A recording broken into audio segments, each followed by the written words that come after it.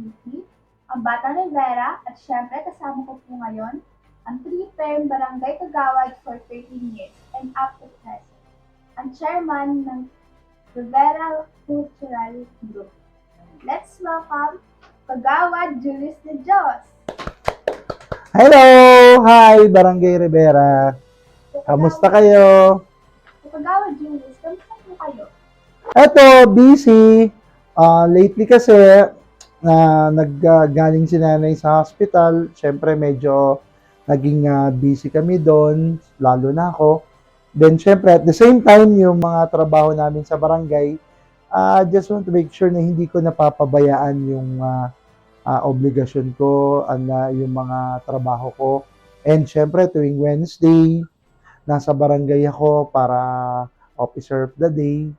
So, humihinga pa naman. Ay, oo nga pala. Congratulations po. Happy 5th anniversary sa inyong Rivera Cultural Group.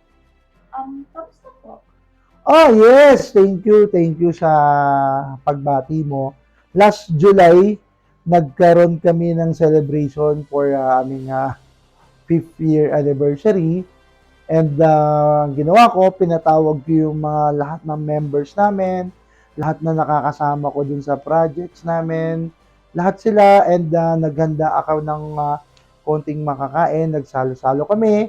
Siyempre, at the same time, nagparapol din ako. So, yung mga membro namin, dumating sila at umuwi na masayang-masaya kasi naghanda ako ng mga parapol sa kanila, and talagang siniguro ko na yung group namin talagang matatag, maganda yung samahan kasi lagi kaming active sa lahat ng projects ng Rivera, Barangay Rivera. So, talagang bilang kapalit ng kanilang mga sacrifices, kasi alam naman natin, no? Wala silang bayad, wala silang sweldo.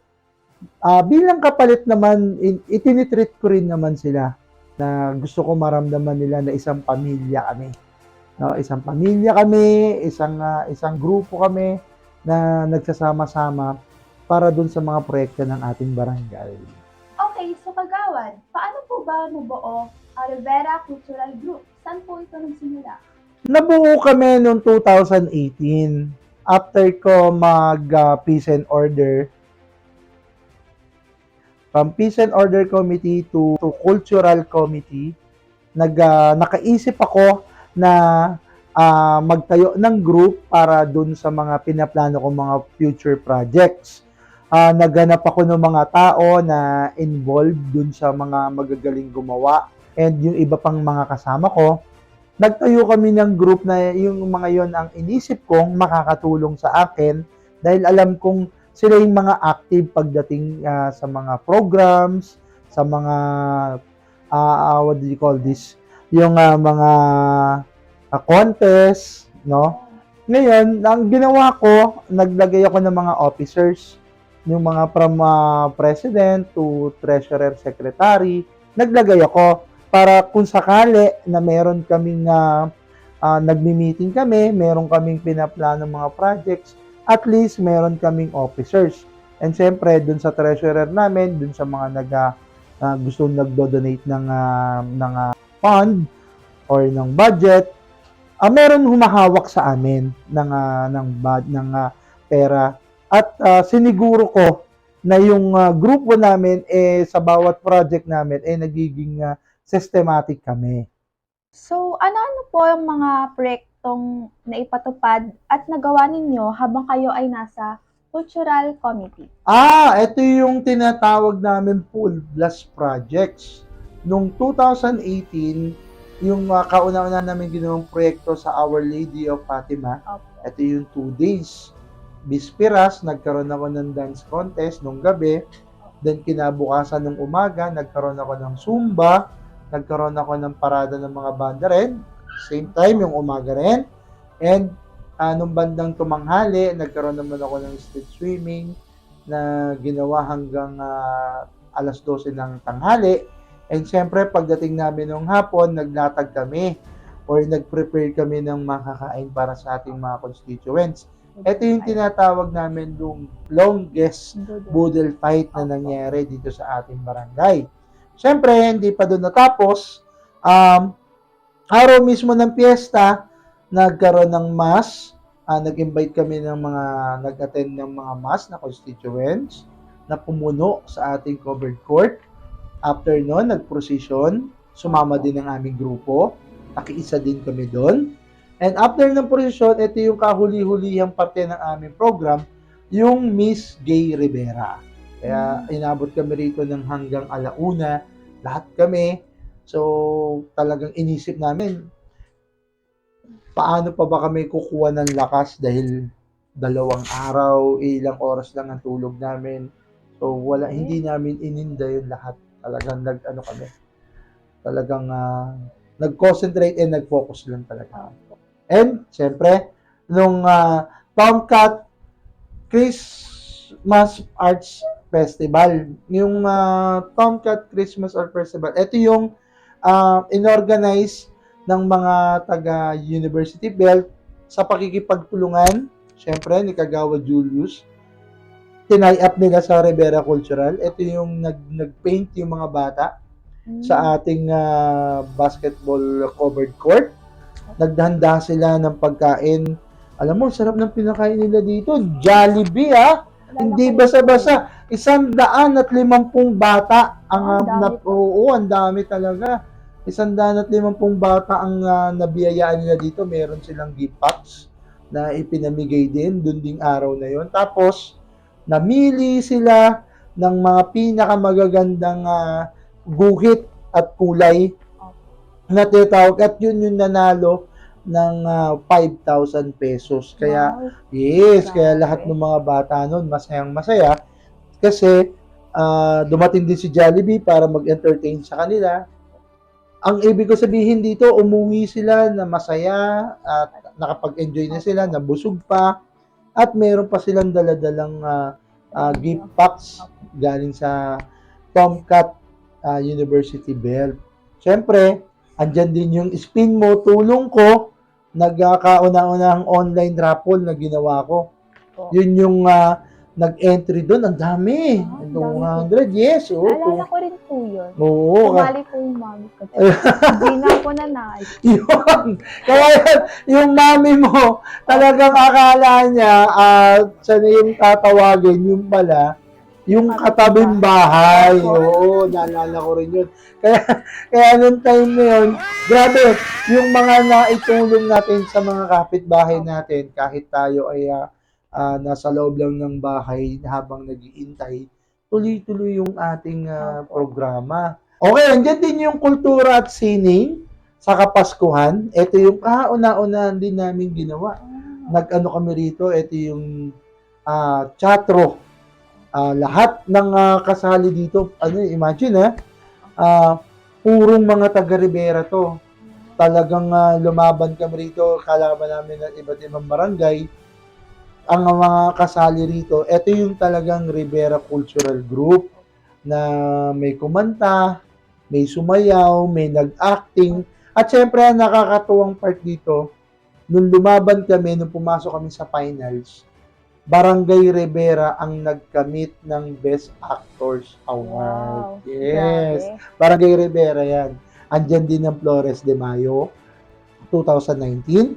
Yan yung unang-unang pagbabalik ng Flores de Mayo. Naging bahagi, ganun. Naalala ko po yun. Oo. Ito yung inulan tayo, baghamat, di ba? Inabot tayo ng ulan, napakalakas na ulan, pero hindi naging hadlang. Tuloy pa rin. Yes, tuloy pa rin. Para ihinto natin, di ba? Nakita ko kung gaano kayo na-excite. Nakita ko kung gaano nyo inabangan itong araw na to na makapaglakad kayo. Kasama ng mga mahal nyo sa buhay. Iniilawan kayo, di ba? Siyempre, ang Rivera's Got Talent, no? Ito yung papasok na piyesta ng San Juan, Yung Rivera's Got Talent na yung mga pagpapakita ng kanya-kanyang talento. Merong nagpaikot ng bolang may apoy, nakatali sa parang kadenang maliit. Merong nag-stand-up comedian, may kumanta, may sumayaw, basta lahat nung may nag-magic, basta lahat nung iba-ibang talent ng mga Pilipino. Ito naman yung Rivera's version. No, naging guest din natin dito si Odi ba yun? Kung di ako nagkakamali, ito yung sumali sa Pilipinas Got Talent. Naging guest natin yan dito sa ating barangay. And syempre, naging kaabang-abang yan sa ating mga kabarangay. Nagkaroon din kami ng online chicken raffle. Nangyari ito noong San Juan Fiesta.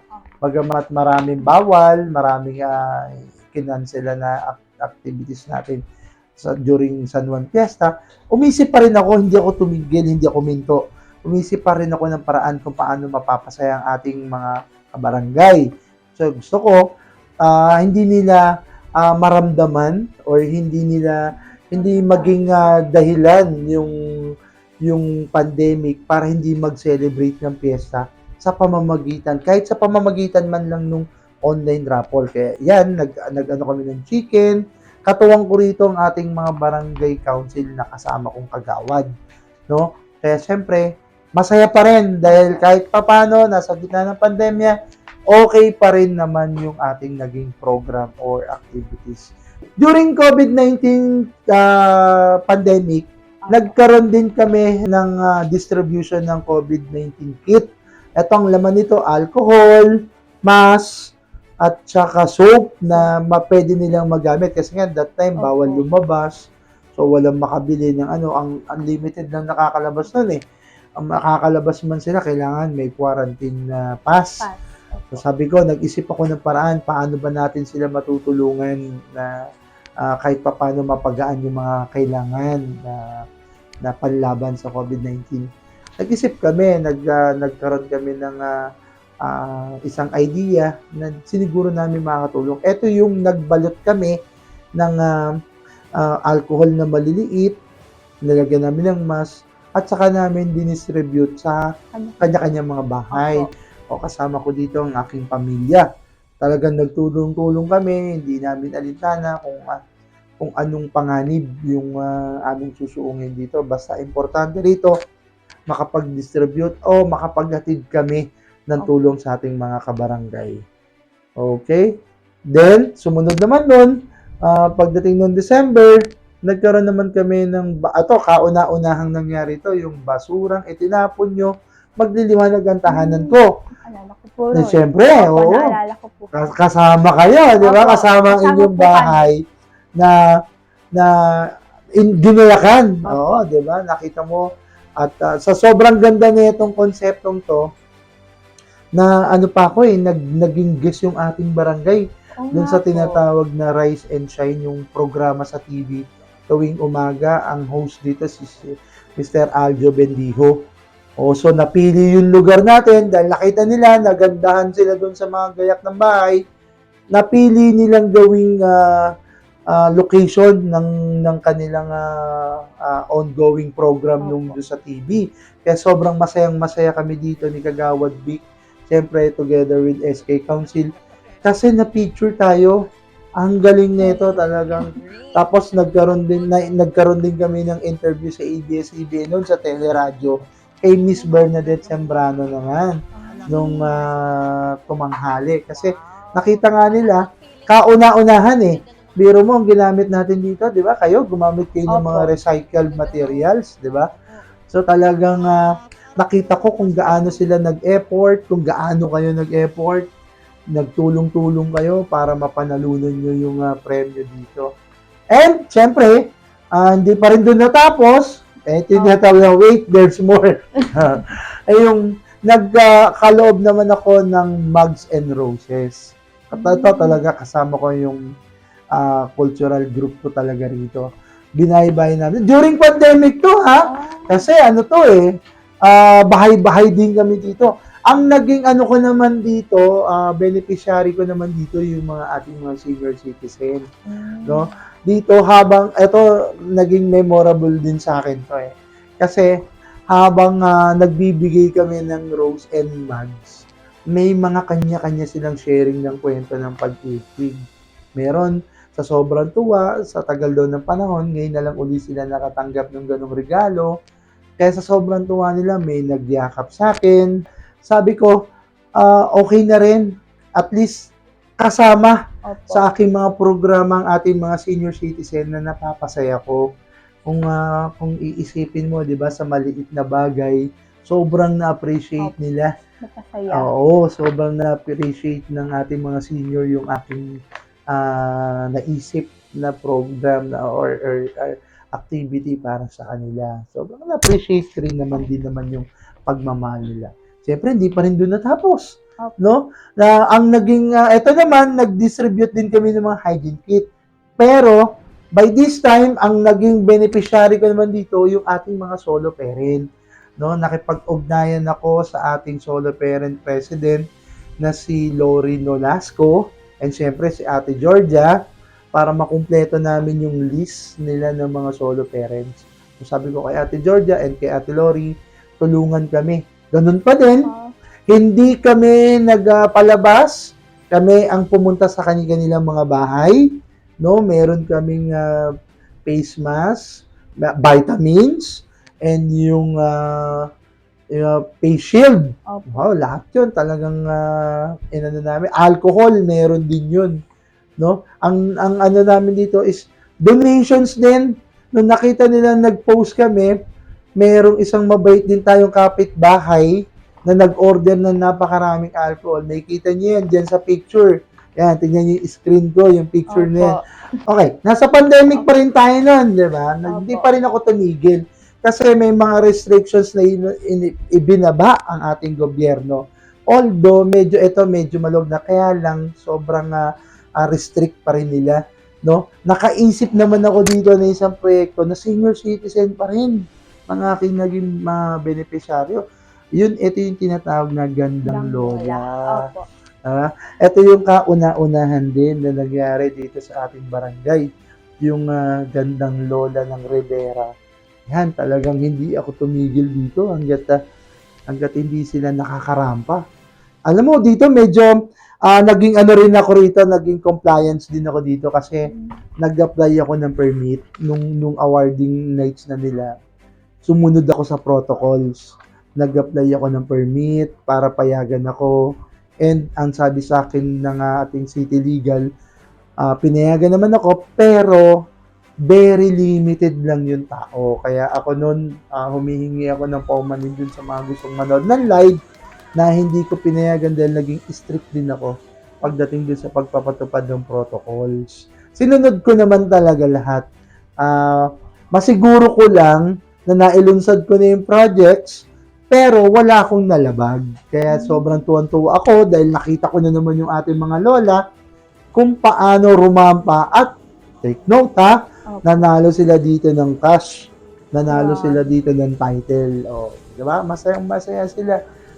At syempre, nung Pasko, nung nagkaroon din kami rito ng spin mo regalo ko pa din, katuwang ko pa rin dito, yung ating barangay council, yung mga kasama kong kagawad, si Kapitan, syempre, tinulungan nila akong makapag-distribute ng ating mga regalo nung Pasko. Tuloy-tuloy yan, tuloy-tuloy. And syempre, dumako naman tayo nung last year, 2022. Magpipiesta uli ng ating mahal na patron ng Fatima. Eto, naisip ko, yung mga bata naman na magkaroon ng 2-day league or 3-day league ba yun? Oo, 2-day league. Ngayon, may nakaisip na bigyan ako ng sponsor din, kaya sobrang nagpapasalamat ako sa kanya. Ang dati kong coach Erwin Advincula, siya yung sumagot ng mga medals ng mga bata, pati yung premyo. So sabi niya, kagawad, magandang ano to, pero before pa lang sinabi ko na sa kanya, tinanong niya ako anong plano ko.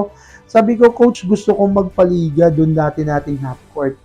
Yung dating half court kasi masaya yan eh. Opo. Punong-puno ng exciting dyan pag nagkakaroon ng liga, yung aking kapatid na former SK chairman, Annalyn De Dios, siya yung talagang nagpasaya nung liga dyan. So, naisipan kong ibalik and i-share doon sa mga bagong henerasyon ng kabataan. Kaya nga lang, maliit na court yung gamit namin. Pero kung titignan nyo dyan sa picture, pininturahan namin, may mga naging katulong din ako dyan, pinaganda namin. So, siniguro namin na yung mga bata, ma-enjoy nila yung pagbabalik ng half court. Okay?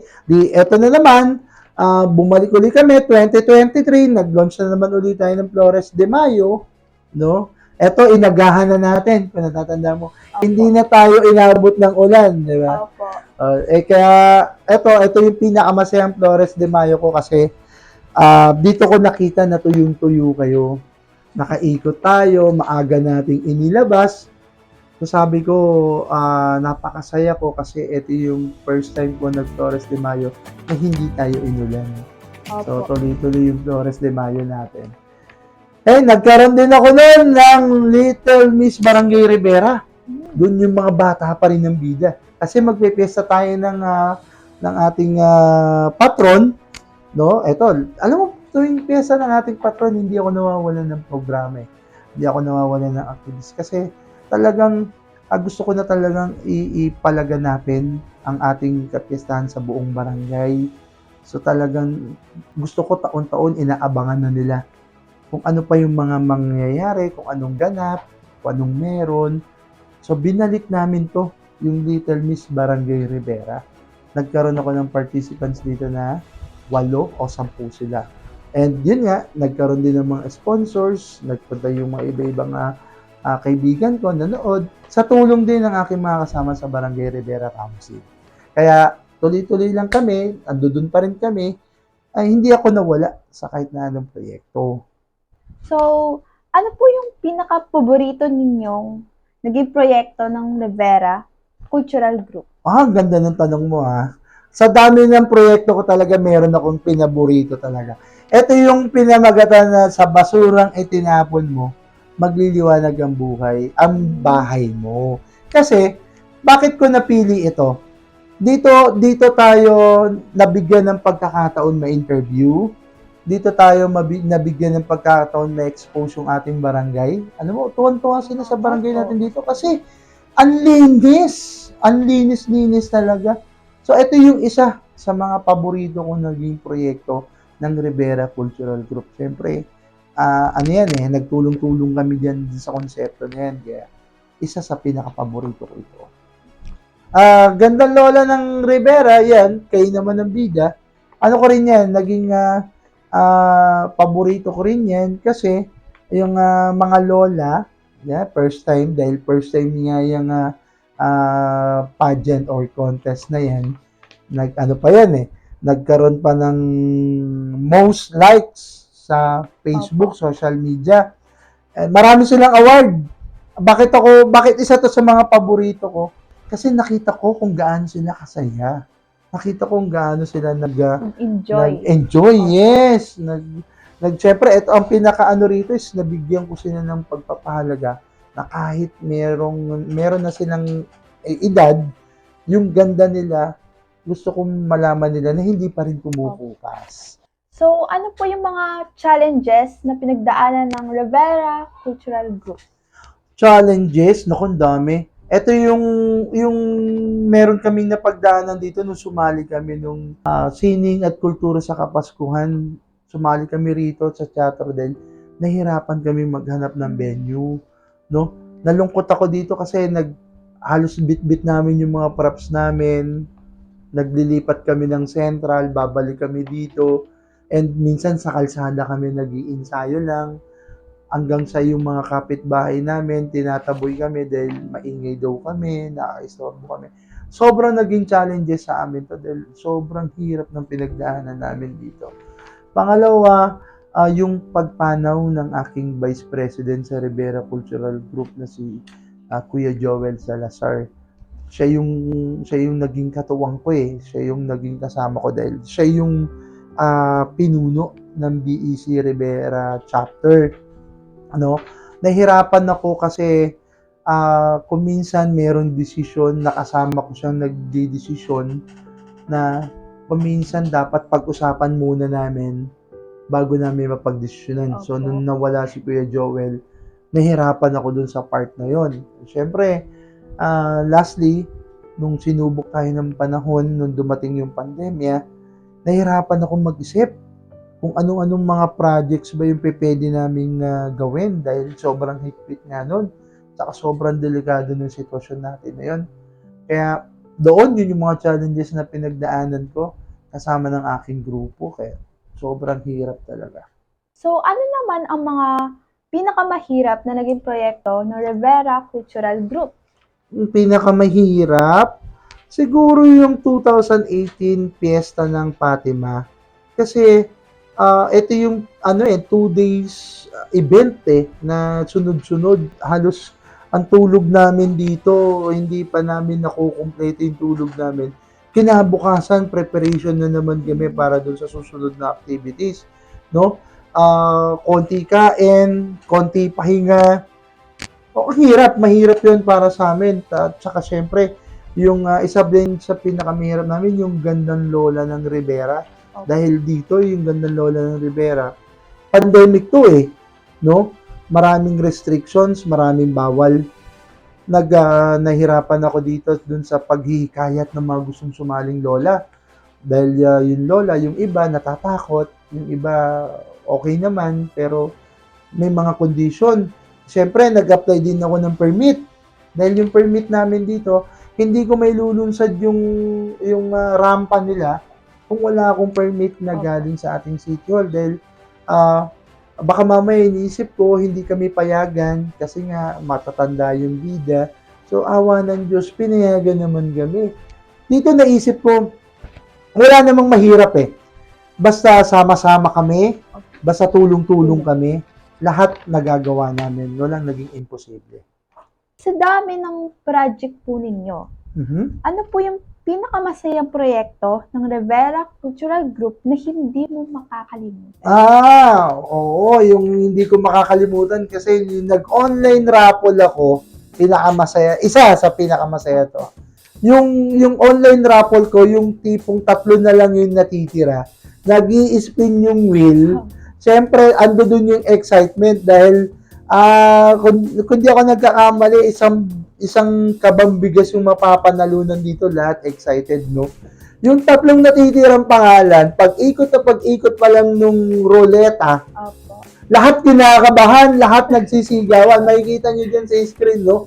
Kung paano na-excite yung mga kasali.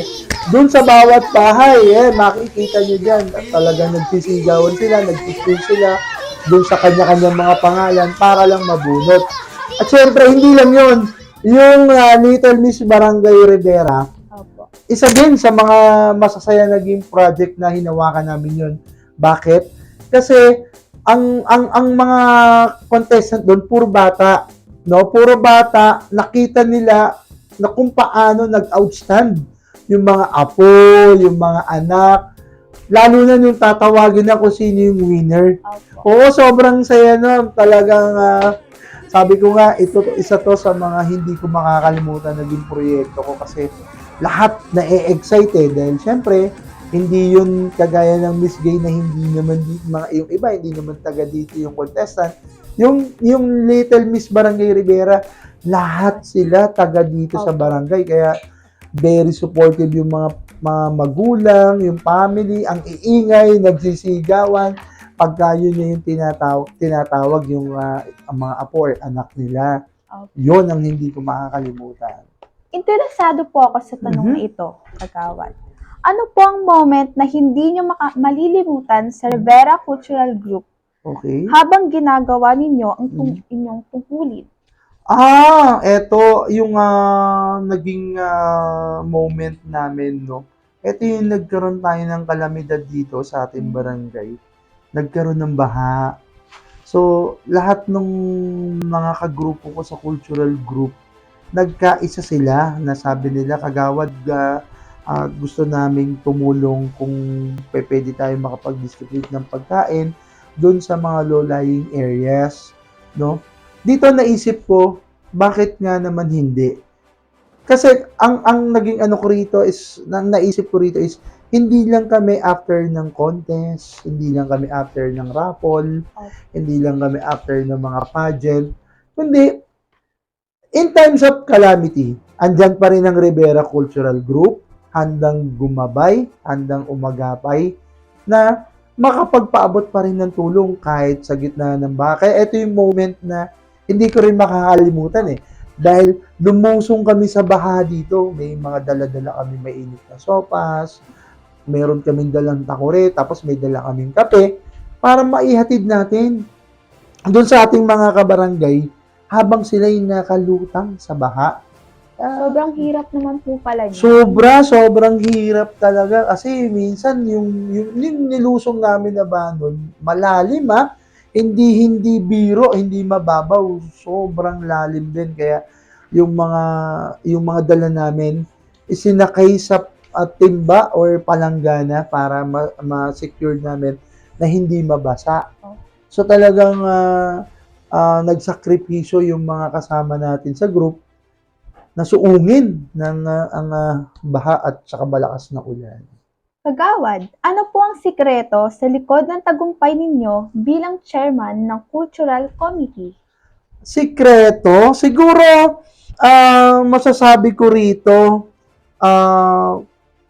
napagbuklod ko sila, no? Nung napagbuklod ko sila, napagsama-sama ko sila, na pagtulong-tulungan namin. And syempre, bilang leader, lahat ng aming mga programa, proyekto, pinangungunahan ko. No? So ikaw po pala talagang nangunguna. Yes, oo. Kasi alam mo, mahirap yung sa akin nga, hindi kasi ko naging palautos. So, ang isang leadership kasi sa paniniwala ko, kung hindi mo pangungunahan, paano mo sila mapapasunod? Opo. Hindi ba? Ang pagkakaintindi ko sa leadership is, kung hindi manggagaling sa akin, hindi ko pwedeng hanapin sa mga kagrupo ko.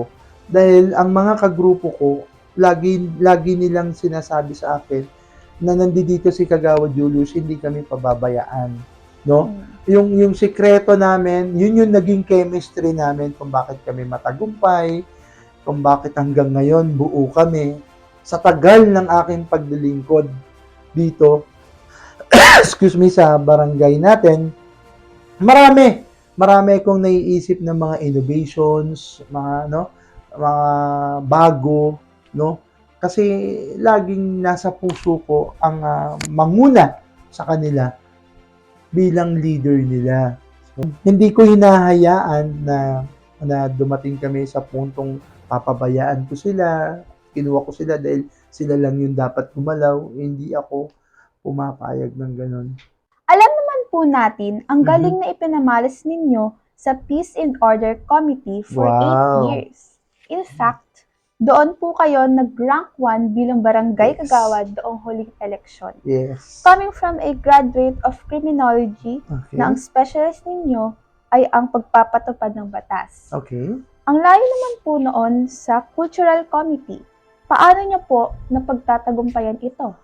Alam mo, simple lang eh. Ang naging sandata ko rito is, alam mo yung determinasyon, yung puso, at saka yung malasakit, no? Ito yung tatlong lagi kong hawak, na lagi kong dala-dala sa tuwing ako ay maglilingkod sa aking mga kabarangay. Kasi alam mo yung determinasyon at saka pagmamalasakit ko sa ating kapwa. Bakit? Nung tumanggap ako ng responsibilidad bilang kagawad dito sa ating barangay, may mga sinakripisyo ako. May mga sacrifices na talagang kahit mabigat sa akin, pero kinailangan kong gawin dahil alang-alang sa pagseserbisyo ko. Serbisyo publiko. Ano? At hindi madali yung 13 taon. Kaya ko masasabi itong naging tagumpay ako eh. Kasi hindi madali yung 13 taon na pinagdaanan ko para tapusin ko yung aking term. O yung termino.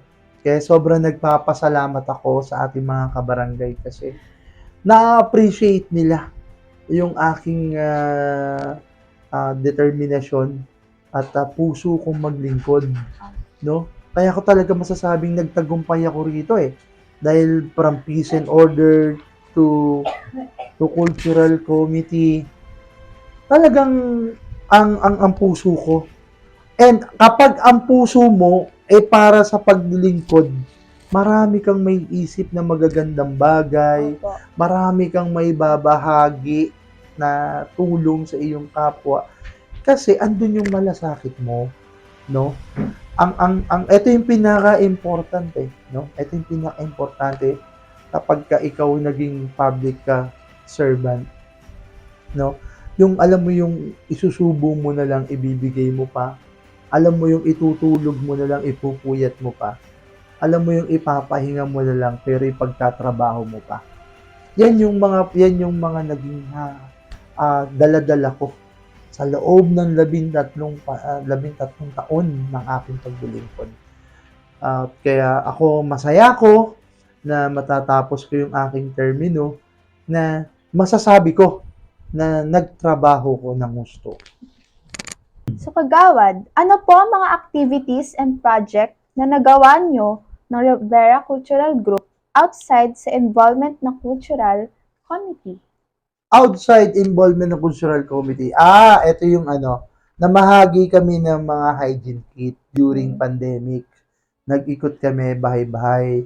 Second, nagkaroon ng feeding program ang ating Chief of Police ng San Juan na si Jong Ramirez, ayan, si Police Colonel Elpidio Ramirez, together with Police Major Darius Agmaliu. And third, yung cleanup drive with the San Juan PNP pa rin. Kasama namin dito yung criminology student from University of Makati. And syempre, together with Kagawad Vic, yan, outside Cultural Committee yan. And lastly, yung lockdown sa Libis. Nagkaroon tayo ng lockdown doon sa isang part ng barangay natin. Time na sila naman ang nalagay sa isang sitwasyon na napakahirap. Biro mo, ila-lockdown sila doon, di sila pwedeng lumabas, no? Doon nag-isip kami ng pwedeng maibahagi natin sa mga kapitbahay natin sa Libis. Yung nagpakain kami, nagbigay ng itlog, at syempre, kahit papano, may mga sumuporta tayong ibang kapitbahay na sa pamamagitan ni Kagawad Julius, yung mga donations nila, itlog, bigas, talagang siniguro ko naman talagang makakarating sa atin sa mga kapitbahay natin sa Libis. Kaya nagpapasalamat ako at nagagampanan ko, no? Kahit hindi related sa aking committee, nagagawa ko pa rin yung tungkulin ko bilang kagawad. So ito na, Kagawad. Uy! Tama na ako Bibigyan ko po kayo ng hashtag, then ano po ang unang pumapasok sa isip nyo pag narinig nyo po ito? Ready ka na ba, Kagawad? Ready! Ang unang ibibigay ko po sa inyo ay hashtag leader. Leader! Magandang halimbawa o magandang ehemplo. Ikaw ang nagsisilbi, hindi ikaw ang pinagsisilbihan. Next, responsibility. Responsibility. Mahalagang bagay na ipinagkatiwala sa'yo, hindi mo pwedeng pabayaan. Hindi ka pwedeng magpabaya. Innovation. Innovation. Mula sa makalumang sistema, patungo sa bagong pamamaraan. Next, challenge. Challenge. Dito nasusubok ang iyong kakayahan. Next, basher. Bashers. Ito yung mga taong magtutulak sa'yo para lalo mo pang pag-usayan. I love bashers. Next, unity. Unity. Susi sa pagbabago at pag-unlad. So, Kagawad, last question. Grabe, ang dami niyo po palang nagawa. Ano po ang pwede nyo maipayo sa susunod na hahawak ng Cultural Committee since nasa last term na po kayo ng panunungkulan bilang kagawad? Ako, simple lang. Ang may papayo ko, sana yung mga aking nasimulan, wag niyang pabayaan, ituloy niya pa rin kasi at eto na may pattern na, susundan na lang, At kahit ako naman ay wala na sa aking posisyon, ako naman ay willing pa rin naman tumulong na kung kakailanganin niya. Handa ko pa rin iabot ang aking dalawang kamay na para maging kasangkapan niya kung kinakailangan. Kung meron pa siyang naiisip na pwede pang makapagpaganda bukod dun sa aking mga nagawa, siguro mas maganda kung may improve niya pa. No? Ito ay para sa ating mga kabarangay, no? Ito ay para sa lahat ng ating mga constituents na umaasa sa ating mga programa na makakapagpasaya. Muli, maraming salamat at sobrang grateful ko po na na-interview ko po kayo at marami po ako natutunan at na-share nyo rin po ang inyong mga nagawa sa ilalim ng inyong committee. Maraming salamat din sa iyo, Yuki, at ako ang iyong napili upang makapanayam, kaya sobrang thankful din sa iyo. Again, my name is Yuki, ang Bata Rivera, and this is our Kagawad Junior Studios.